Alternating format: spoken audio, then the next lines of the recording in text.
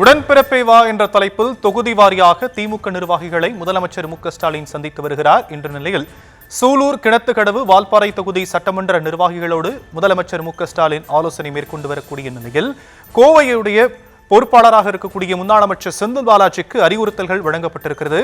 பெரும்பான்மையான பகுதிகளை வென்றெடுக்க வேண்டும் என்ற அறிவுறுத்தலை முதலமைச்சர் வழங்கியிருக்கிறார். விவரங்களை செய்தியாளர் பாரி கார்த்திக் வழங்கலாம், கேட்கலாம். பாரி கார்த்திக், மேலும் விவரங்கள்.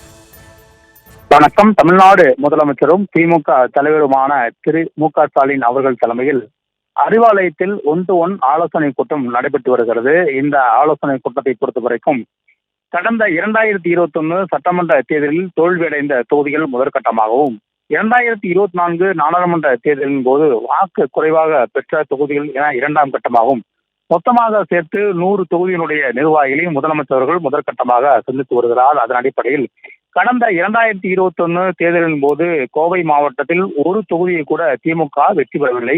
குறிப்பாக அனைத்து இடங்களிலுமே அதாவது அதிமுகவினுடைய கூட்டணி வெற்றி பெற்றது. 10 தொகுதிகள் கோவை மாவட்டத்தில் அனைத்து இடங்களிலுமே அதிமுக பெரும்பான்மை வெற்றி பெற்றது. அது மட்டுமல்லாமல் மேற்கு மண்டலத்தை பொறுத்தவரைக்கும் அதிமுகவினுடைய கைதான் கடந்த 2021 தேர்தலின் போது உயர்ந்திருந்தது.